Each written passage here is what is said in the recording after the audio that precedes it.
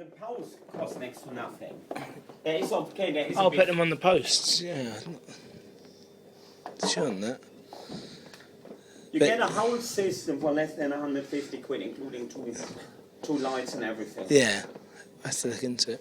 Your suggestion's a lot better than Norman Lovett we had down here a couple of months ago, and his suggestion was just to knock down that wall completely and build into the back.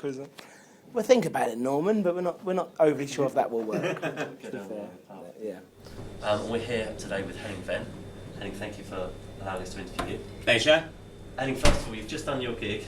How did it go? German humour is going from strength to strength. No, it's always a win-win situation, isn't it?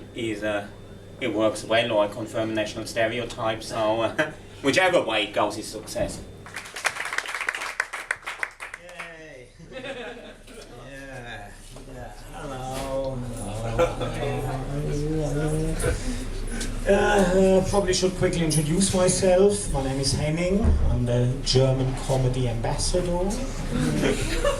It's not the easiest of jobs. But, let me get one thing straight. We Germans, we like a laugh, just like you Brits, we really do. Only difference is we Germans laugh once the work is done. Otherwise you laugh instead of. Is it an easy thing to talk to a new audience about stereotypes like that?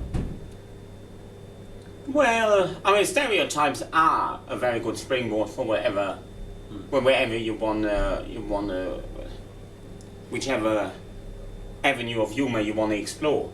So, but so obviously at the same time, if all you do is essentially playing on old stereotypes, then that becomes quite repetitive. So, and now tonight, I don't know what's 30 minutes set. I think you can get away with it if essentially all you do is that. Yeah. But once you, let's say, do a 90-minute show, there needs to be a bigger variety of styles and topics and all that, because otherwise it just does become repetitive. Yeah. And even in a set like tonight's 30-minute set, you need to cover quite a lot of ground, I think, to keep it fresh and interesting.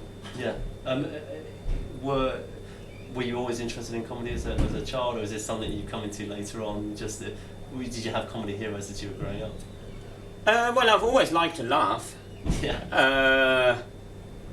Humour obviously is very international, particularly slapstick. I mean, someone falling over is always funny. And someone getting a cake in the face always funny, even during a famine. Yeah, I mean, it's funny. And yeah, I think I wasn't an expert on the art form of stand-up comedy, because that's fairly unknown in Germany, because either it's variety or political cabaret.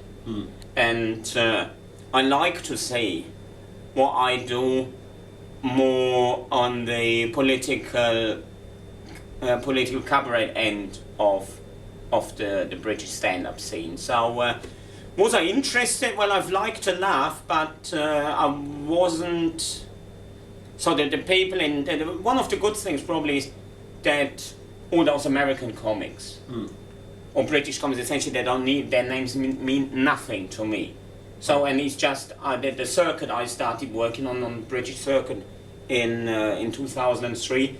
So the people that I grew up with in comedy terms, that are the people that then I've got a good idea what they do. But if you were to ask me, tell me something, any routine that Richard Pryor did or any of them other septics, I wouldn't have the slightest idea. Yeah. So, and that is, I mean, I don't want to sell now the concept of not knowing a thing about your industry as being the way forward. Certainly not. But I felt never like intrigued along the lines of saying, "Oh, I must have all-compassionate a knowledge of the history of stand-up comedy and who did what," because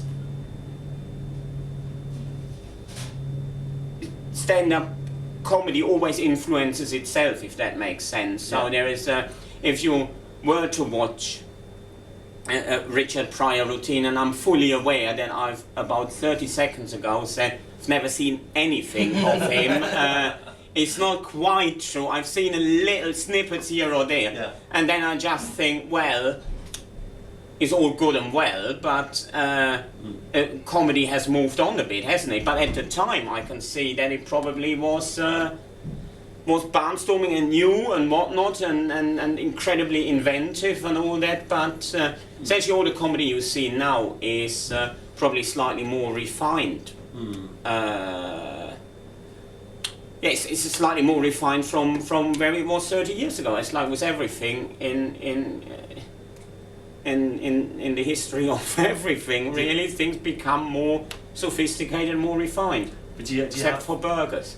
Do you have any comedy heroes? Going back to your point about not knowing sort of many comedians and not knowing many of their acts, do you have any comedy heroes that you kind of draw on?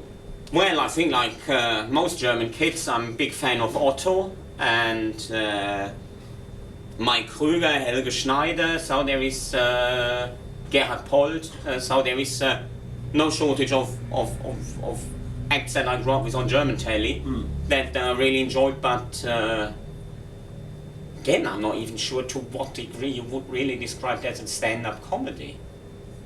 It was. I don't think there was the equivalent of, like here in Britain in the 70s, what was that called, the program, The Comedians? I'm not quite sure. I think you might have, I think I might be a bit too young for that one. Yeah, well, let me tell you, boy, let me tell you. One thing you don't know about your history was a program called The Comedians, which was essentially like a showcase for stand-up comedy, and I don't think there was really the equivalent of that on German television. Yeah. Well, sort of bring it into sort of nowadays, who are your favourites on the sort of upcoming side of things? Well, there's obviously no shortage of really good acts because they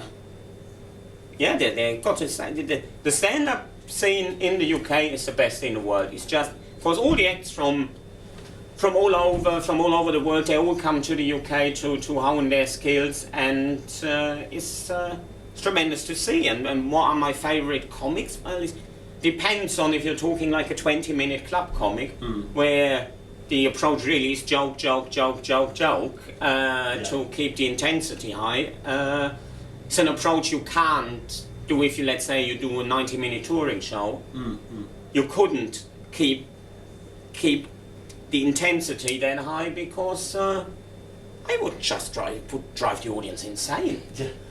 So, and who do I really like? Well, I was very, very fortunate that Stuart Lee asked me on this last 2 UK tours to support him. So really enjoy what he does, and him as well. See more in the social commentary end of stand-up scene. Therefore, what he does speaks to me in the theatrical approach of it. Speaks to me as that is the sort of comedy entertainment that I of sorts grew up with. Right. Well, I mean, you also warmed up for his TV show as well, didn't you? Yeah. Because I think your humour is very it kind of fits in well with his, because he's kind of he does a lot of the whole deconstruction thing as well, where he gives people an idea and then sort of slowly peels back the layers. And I think on a very sort of level you do that as well. So you give us sort of an idea of what people's stereotypes are, and then you peel back the layers as to what's funny about that and how ludicrous that idea is initially. It's, the way this stage is lit, I'm not quite sure where to stand. The bar is the best lit place. And then where you're sitting, that's quite well lit. How important do you think that comedy nights like the Hoopla are these sort of independent comedy nights into promoting comedy? Well, if there is, that's a very good question. The main difference, there is that stereotype Germans don't have a sense of humour, which we all know is total nonsense. But and Brits have got the best sense of humour. I don't want to offend anyone. You do.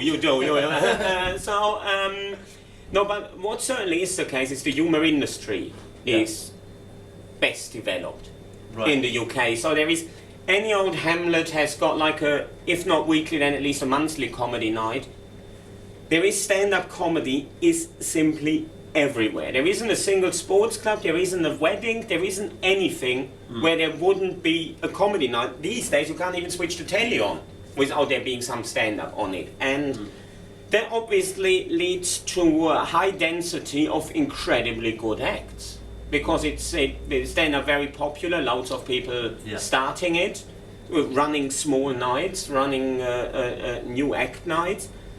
And that means there is loads and loads and loads of stage time to be had. And with everything, practice makes perfect. Stand-up is no exception there. And the opportunity to try out new material time and again, from a performer's point of view, can only be a tremendous thing. And therefore, speaking as a performer, really appreciate the number of comedy nights there are. The more, the better.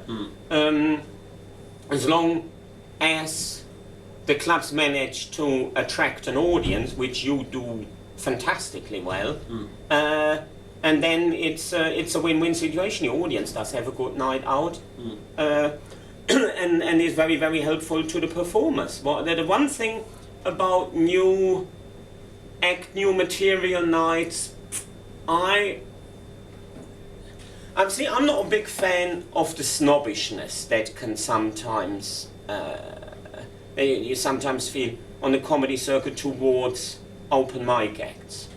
Yeah, sure. Because there is, he's no good, he shouldn't be doing stand-up comedy. Yeah. That is an argument I do not understand. Like, when I started playing football at the age of 5, it was blatantly obvious within the first 2 minutes that I were not going to turn professional.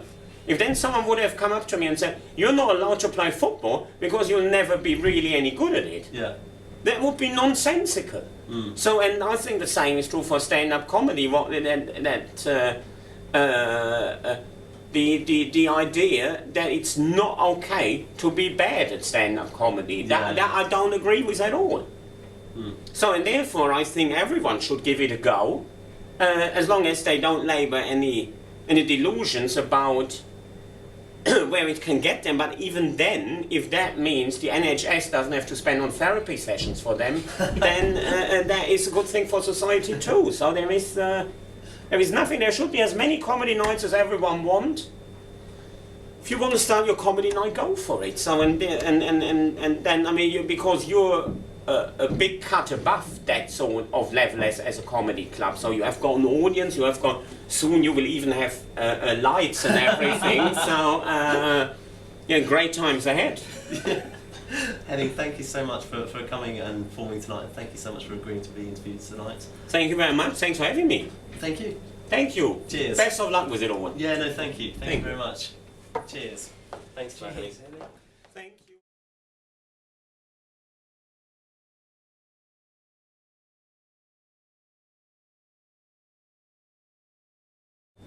Will you be editing this or? Yeah.